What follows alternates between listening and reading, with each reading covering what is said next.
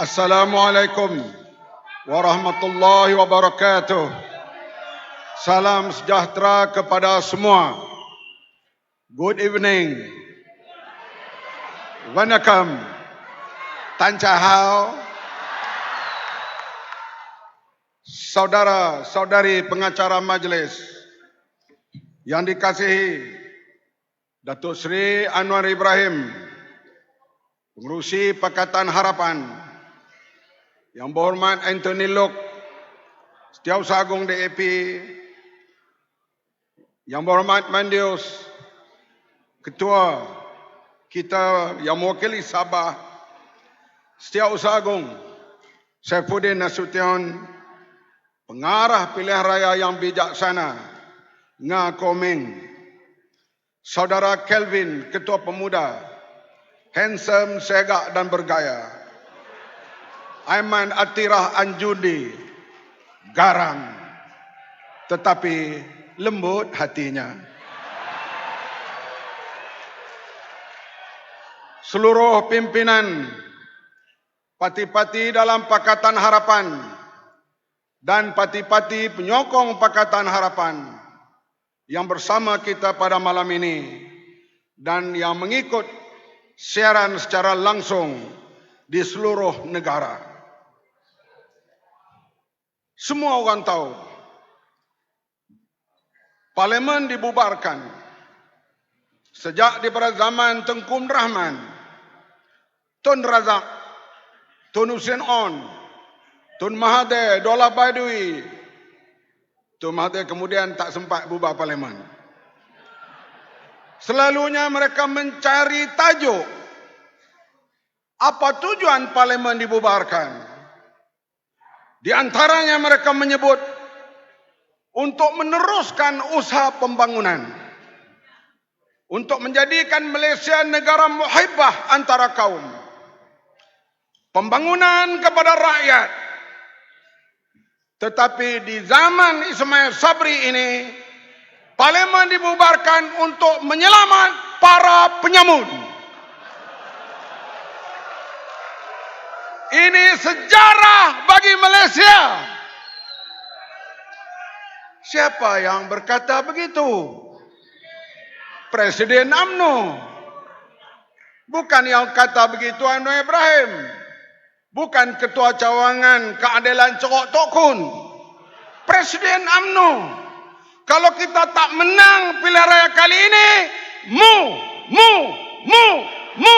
akan dihadap ke mahkamah. Artinya mereka semuanya perompak.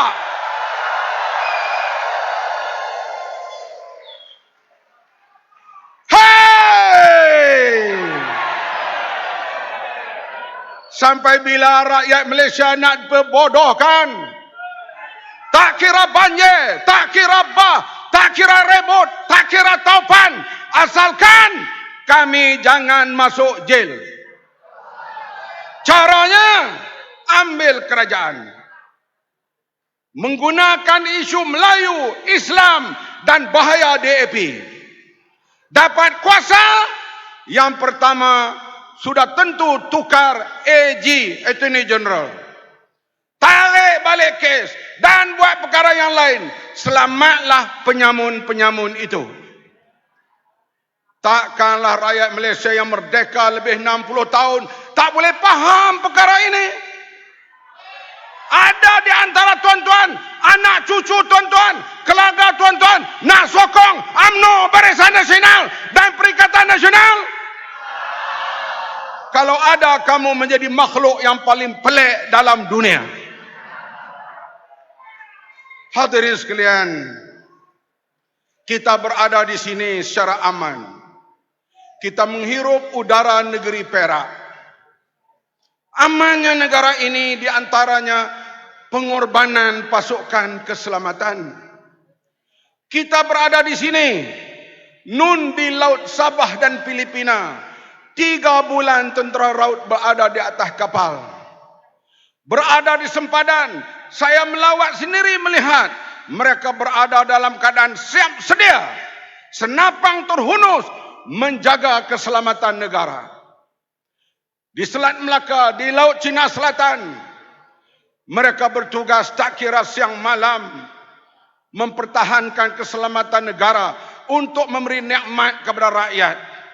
Tiba-tiba harta angkatan tentera dicuri oleh pemimpin-pemimpin. Ni apa ni? Bukan harta Anwar Ibrahim mereka curi. Bukan harta Ngakoming, bukan harta Lim Kit Siang, bukan harta Haji Abdul Hadi Awang. Mereka mencuri harta angkatan tentera. Bayangkan keselamatan negara kita ini, anggota-anggotanya tidak dihormati oleh pemerintah UMNO dan Barisan Nasional.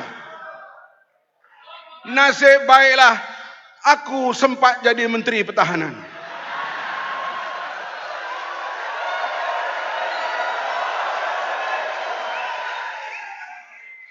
Itu peringatan kepada bakal Perdana Menteri itu. Kita sempat buat siasatan. Diketuai oleh Tan Sri Amrin Buang. Diteruskan oleh Public Account Committee. Diketuai oleh anak muda daripada Perak ini, ahli parlimennya. Membongkar penyelewengan. Di antaranya wang untuk membina kapal LCS 400 juta dicuri oleh sebuah syarikat yang tak ada kena mengena dengan membina kapal laut ataupun kapal tentera laut. Kalau wang kapal mereka boleh curi, tambahan pula wang-wang yang lain. Inilah kepincangan yang ahli-ahli ekonomi mengatakan negara kita bocor. Wang bocor, leakage lebih 60 bilion setahun.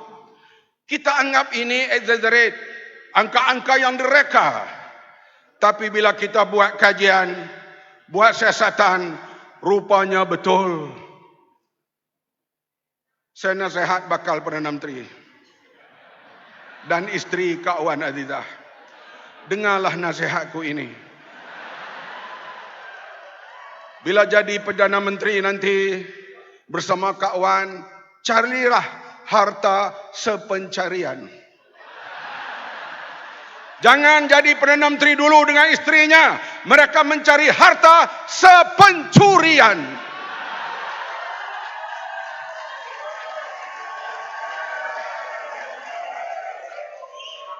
Tiap-tiap malam mereka bincang. Abang dah curi banyak mana?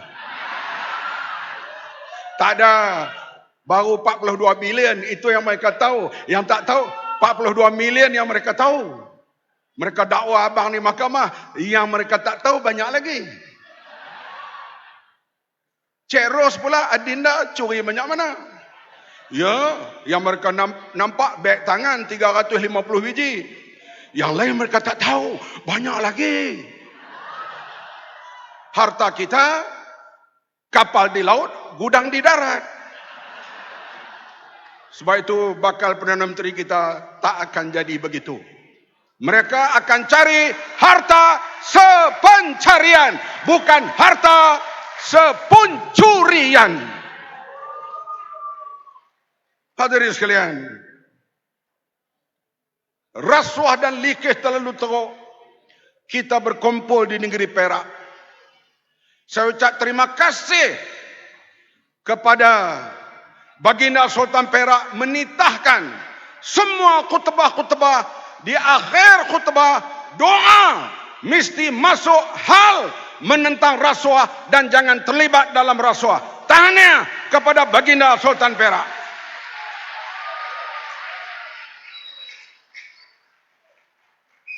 Hadirin sekalian, kita perlukan wang. Sebab banyak kita nak membantu rakyat. Para petani, nelayan, penanam padi. Sebelum dapat hasil, kita berjanji untuk membantu mereka. Tunggu manifesto nanti. Para nelayan yang tak dapat ke laut musim tengkujuh, kita perlu beri bantuan dan subsidi kepada mereka. Penoreh getah yang tak dapat menoreh getah di musim hujan, kita perlu membantu mereka. Semuanya perlu wang. Tapi wang kita hilang lebih 60 bilion satu tahun. Macam mana nak membantu mereka? Sebab itulah rasuah mesti kita tentang habis-habisan. Walaupun 22 bulan kita memerintah, tidak lengkap di sana dan di sini, tetapi diakui bila Pakatan Harapan memerintah, indeks rasuah daripada tempat 61 turun ke nombor 51. Artinya rasuah berkurangan. Naik Mahyudin Yassin, Mai Sabri, indeks rasuah tempat 61 sekarang ini 51 naik ke nombor 62. Sudah setaraf dengan negara-negara Afrika. Tak lama lagi barangkali kita sampai ke tahap Sri Lanka. Janganlah sampai ke peringkat itu, hadirin sekalian.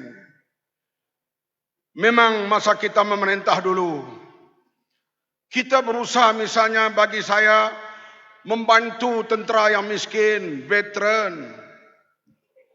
Saya sebagai menteri tak malu ulang alik jumpa Menteri Keuangan. Menteri Keuangan ni adik saya, Guan Eng. Tapi dia ni kedekut sikit. Dia nak lulus satu perkara tu, dia teliti. Tapi bila dia konven, dia bagi bantuan. Itulah bekas tentera yang ada pingat jasa Malaysia. Kita beri sekaligus RM500. Adakah cukup itu? Cukup atau tidak? Tidak. Saya kata Menteri Keuangan Lim Loh Eng ni tak cukup. Dia kata tunggu. Ekonomi pulih, kita naikkan bantuan kepada mereka. Rumah Angkatan Tentera, rumah polis dan kebajikan yang lain rakyat bawahan ini. Sentiasa kita cari jalan untuk membela mereka. Nak bela macam mana kalau duit tak ada? Inilah yang perlu kita lihat, hadirin sekalian. Perkara-perkara seperti menjadi keutamaan kita pada selepas kita mencapai kemenangan pada 19 November nanti. Hadirin sekalian, kita akan bergerak di seluruh Malaysia, jelajah harapan. Malam ini kita mula di sini. 22 hari bulan di Negeri Sembilan, diikuti dengan Melaka dan sebagainya. Lihatlah jadual. Hadir beramai-ramai. Dalam masa sebulan ini, kita bangkitkan rakyat untuk menolak UMNO, Barisan Nasional dan Perikatan Nasional. Hadirin sekalian, kita kena hadir semua untuk kita buat perubahan pada kali ini. Memang belanjawan negara telah dikemukakan baru-baru ini. Itu bukan belanjawan, itu sembang kedai kopi. Faham ke tak ni? Belanjawan mesti dibahas. Kemudian baru dilulus, bawa ke Dewan Negara. Dah lulus, baru boleh belanja. Sekarang bentang-bentang bubar parlimen. Oh, diumumkanlah cek tijah dengan berbagai bantuan, subsidi akan mendapat lebih kurang RM6,000 daripada kerajaan. Ahli parlimen pun tepuk, sono. Ya, Tek Tijah dapat RM6,000. Cik Rosmah dapat RM180 juta. Weh, faham ke tak? Yang diambil RM180 juta. Ini bukan rekaan, dibuktikan di mahkamah. Kalau kerajaan penyamun macam ni, tuan-tuan nak undi lagi, saya tak tahulah kamu ni orang ke plastik ke. Hadirin sekalian, saya berkeyakinan penuh kali ini Pakatan Harapan akan mencapai kemenangan. InsyaAllah, tak mau bakal-bakal lagi dah. Bakal Perdana Menteri. InsyaAllah 20 hari bulan November ini Perdana Menteri Datuk Seri Anwar Ibrahim.